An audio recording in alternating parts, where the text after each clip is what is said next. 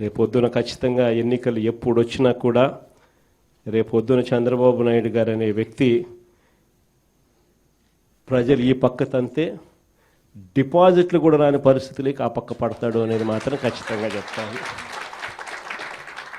ఈసారి జగన్ 2.0లో మాత్రం అలా ఉండదు.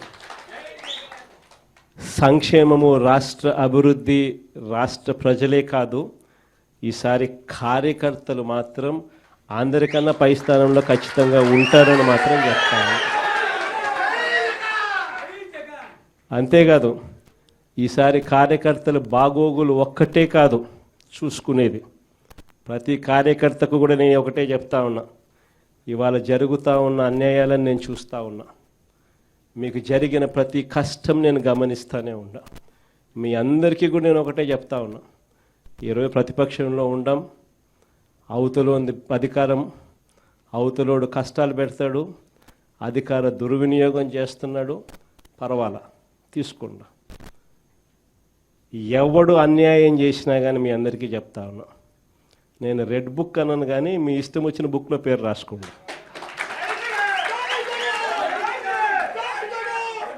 మీరు ఏ పుస్తకంలో పేరు రాసుకున్నా పర్వాలా. దాని తర్వాత మాత్రం మనం వచ్చిన తర్వాత మాత్రం ఖచ్చితంగా వడ్డీతో సహా, మళ్ళా చెప్తానా, వడ్డీతో సహా రిటర్న్ గిఫ్ట్లు ఇస్తామని మాత్రం ఖచ్చితంగా చెప్తాను.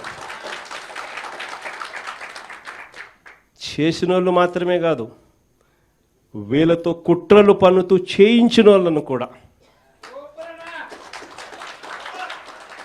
చేసిన వాళ్ళు మాత్రమే కాదు, వీళ్ళతో కుట్రలు పన్నుతూ చేయించిన వాళ్ళను కూడా, సప్త సముద్రాల అవతలున్నా కూడా, రిటైర్డ్ అయిపోయి వెళ్ళిపోయినా కూడా అందరినీ తీసుకొస్తాం, తీసుకొని వచ్చి చట్టం ముందర నిలబెడతాం.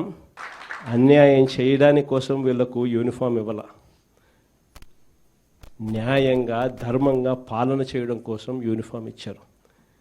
మన హయాంలో ఎలా చేసాం మనం పాలన?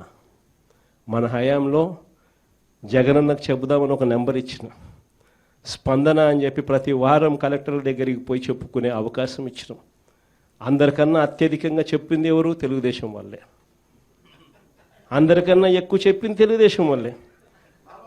జగనన్నకు చెబుదామని చెప్పి ఫోన్ చేస్తే చాలు, అవతల ఎమ్మెల్యే అడ్డుకున్నా కూడా వాళ్ళకి మంచి చేసింది మన హయాంలో జరిగింది. స్పందనలో అత్యధికంగా కంప్లైంట్ చేసింది వాళ్ళు. ఎమ్మెల్యే లాంటి వాళ్ళు అడ్డుకున్నా కూడా వాళ్ళకందరికీ కూడా వాళ్ళని కాదని మంచి చేసింది మీ జగను. కానీ ఈరోజు ఏం జరుగుతూ ఉంది? ఈరోజు ఏం చేస్తూ ఉన్నారు? ఈరోజు నిజంగా వీళ్ళు చేస్తూ ఉన్న అన్యాయాలకు ఖచ్చితంగా వీళ్ళు వడ్డీతో సహా వీళ్ళకు అర్థమయ్యేట్టుగా జరిగితేనే రేపొద్దున ఇంకొకసారి ఈ తప్పులు చేయకుండా రాష్ట్రం బాగుపడుతుంది.